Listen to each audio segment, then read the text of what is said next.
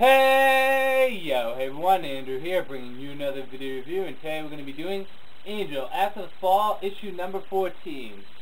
Beautiful covers, absolutely beautiful. I have to say this one is the better of the two, I prefer it more. However, this one is still very nice art. Very nice. I'll use this one for reference.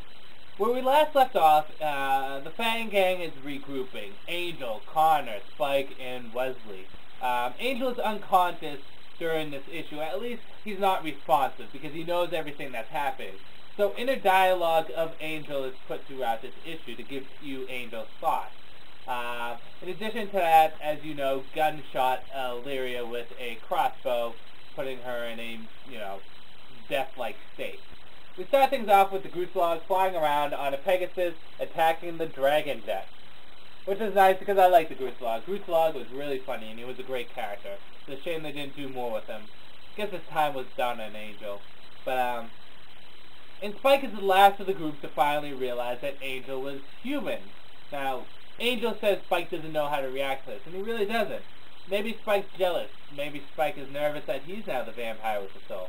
Maybe the apocalypse did happen. He doesn't know what's happening, and Spike doesn't know how to react to this. We go to Gunn. And Gunn is carrying Fred around, or Illyria, for lack of a better term. And here it is revealed that throughout all the After the Fall, Fred never was around. We all knew that. Fred was dead. Her soul was destroyed in the Inferno of Resurrection. I think that's what they said. So Fred has been gone the whole time. Illyria's just been posing as Fred because Illyria really has no purpose right now. So it did that because it wanted a purpose. But here Gunn's whole entire plan is revealed. Gunn has this altar, and at this altar it can fully recover any individual back to its original form and state of health.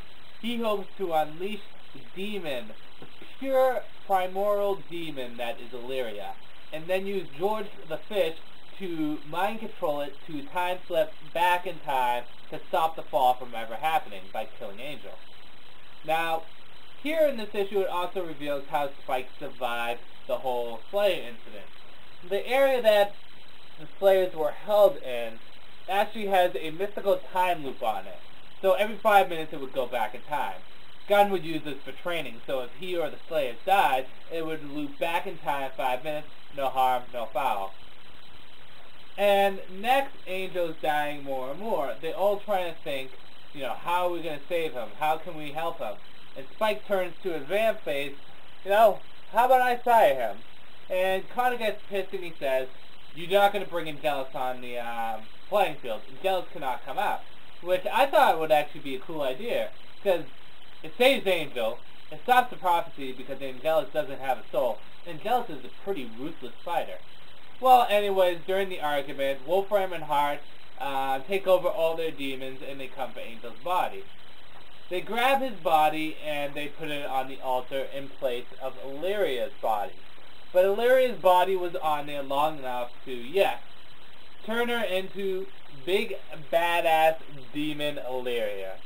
While at the same time Angel is healed. So Angel is fully human and he's healed. And lastly, Gunn tries to take control of Illyria using George the Fish, but it doesn't work out.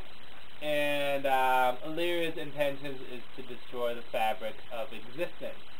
And it ends there with a teaser with next issue, the battle, or Ready to Rumble. Now my opinions on this issue. To be honest, I didn't like this issue that much. It wasn't horrible, but it didn't really satisfy me. It explained a few things.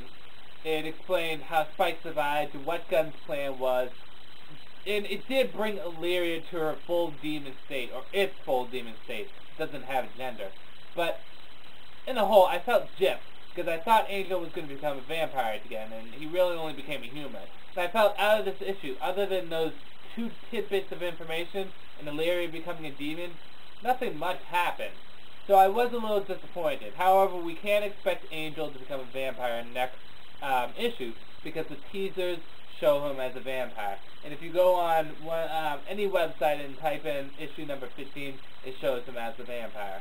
So we know he comes back. Actually, when Spike was considering making Angelus come back, that's who I thought was going to be in issue 15. And I'm like, yes, Angelus! But it doesn't work out that way. Well, anyways, I can't really suggest you to get this or not, because if you're following After the Fall, you're going to buy it anyways. This is really a plot pusher more than anything. Is it the best issue? Definitely not. Is it the worst? No, but it really could be a lot better. With that said, I'm going to end the review here. This is Andrew, saying peace out for now.